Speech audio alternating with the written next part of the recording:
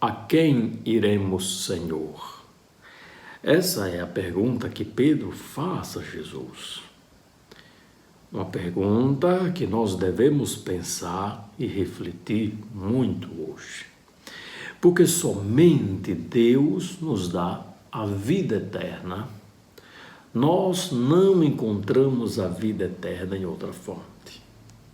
Somente Deus é divino, Ele nos diviniza e nós partimos para a eternidade sem sermos divinos. Nós estamos celebrando o 21º domingo do tempo comum e o evangelho hoje é de São João, capítulo 6, o versículo 60 ao 69. Essa pergunta de Pedro que vamos aprofundar durante essa reflexão, nesses 8 minutos de evangelho, está dentro de um contexto quando os discípulos murmuravam. Murmuravam porque Jesus havia dito uma outra vez: e o pão que eu darei é a minha carne para a vida do mundo. Os discípulos, mas peraí, mas como é que pode? Como é que pode a carne do meu mestre, que não está escrito, mas eu estou imaginando, segundo a reação, a carne do mestre ser vida do mundo? Que história é essa? Então, os discípulos têm isso como uma palavra muito dura. Mas por quê? Porque eles veem Jesus ainda, somente veem a humanidade de Jesus. Os discípulos não sabem da divindade. É tanto que Jesus dirá, assim, quando ouvides o Filho do Homem subindo para onde estavas, isto é, Jesus retornará, ressuscitará, subirá aos céus, ele é divino. Negar a divindade de Jesus é um perigo, é uma heresia. Então, nós podemos reduzir Jesus ao humano, esquecer da divindade, depois dizer que não teve multiplicação de pães, isso daí foi uma grande fraternidade.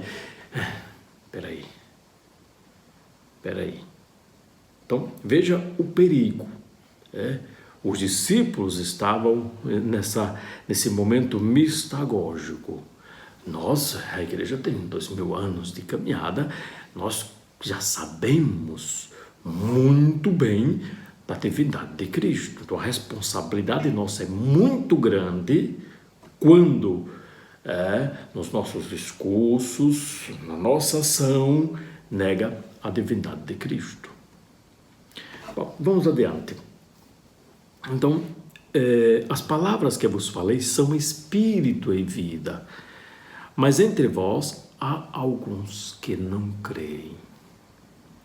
As palavras de Jesus são espírito e vida, porque Jesus é a verdade, e a verdade sempre gera vida, e se gera a morte da morte. As palavras de Jesus geram sempre vida, amor no coração das pessoas, amor, verdade, justiça, bondade, mansidão, compaixão. As palavras de Jesus geram tudo isso. Mas uma compaixão, como Jesus teve compaixão como nós vemos o bom samaritano, compaixão, o Pai misericordioso, compaixão quando Jesus viu a multidão faminta. Jesus sempre gera vida. O cristão, com as suas ações, deve gerar vida. Mas não porque quero que os outros vejam que eu estou fazendo alguma coisa. Não podemos esquecer essa dimensão espiritual. Não sou eu que vivo, é Cristo que vive em mim. Não sou eu que faço, é Cristo que faz em mim. Muitos discípulos voltaram atrás e não andavam mais com Jesus. Não quiseram saber de Jesus. Viu as suas palavras muito duras.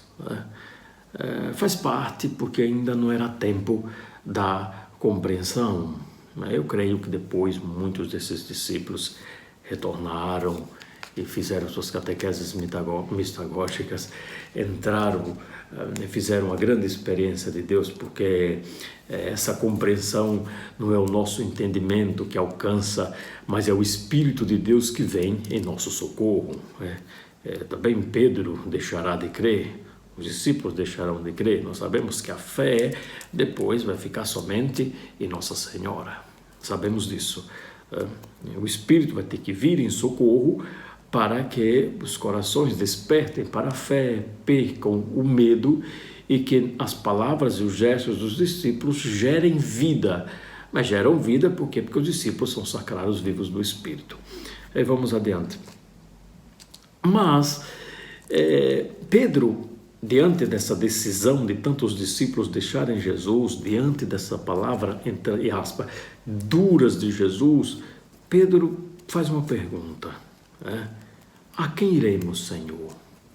A quem iremos? Tu tens palavras de vida eterna.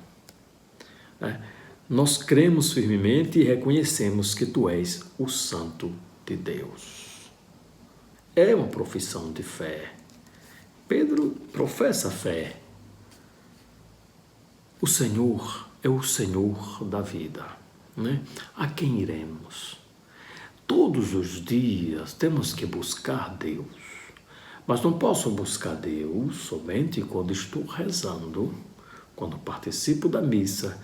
Eu devo buscar Deus em tudo aquilo que faço, buscar Deus em tudo aquilo que penso e sinto. Isso é a verdadeira espiritualidade. É não causar o divórcio da vida com o seguimento de Cristo. Então, é deixar que o Espírito me transforme. E assim eu possa viver a maturidade. Não sou eu que vivo, é Cristo que vive em mim. Mas agora não significa que chegando a esse estágio de maturidade não venham as tentações, as dificuldades. Jesus foi tentado, Jesus foi morto.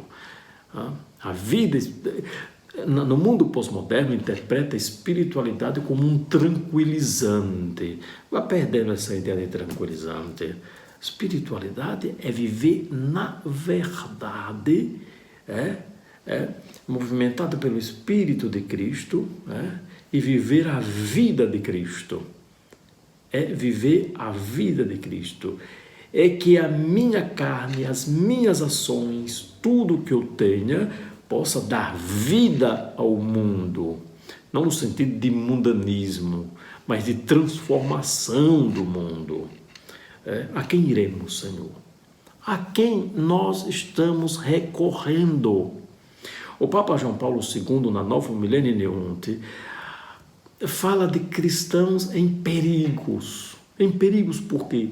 Porque hoje se vai atrás de hinduísmo, de budismo, de ismo, de tanta coisa, com tanta riqueza na tradição cristã.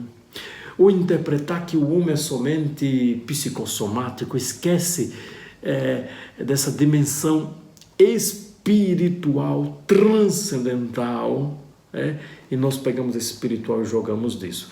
Quem quiser entender mais sobre isso pode ver uma palestra que darei na faculdade da FASBAN, agora dia 25. Procure nas redes sociais da FASBAN, que é a Faculdade de São Basílio, em Curitiba, e procura mais informações e possa participar, porque eu vou explicar um pouco sobre isso. E para terminar, tu tens palavras de vida eterna. Nós cremos firmemente e reconhecemos que tu és o Santo de Deus. Pedro está professando pelos seus, pelos outros, por ele e pelos 11. Nós cremos. Veja, quando nós dizemos nós cremos, não significa que ainda temos a maturidade de fé. Os discípulos ainda não alcançaram a maturidade de fé, mas eles estão caminhando. Vai negar o Senhor, não só vai negar, como vai promover a morte do Senhor, que é Judas. Que nós sejamos como Jesus. dando vida ao mundo com a nossa vida. Que o Senhor nos abençoe, nos guarde e nos conserve no seu amor. Amém.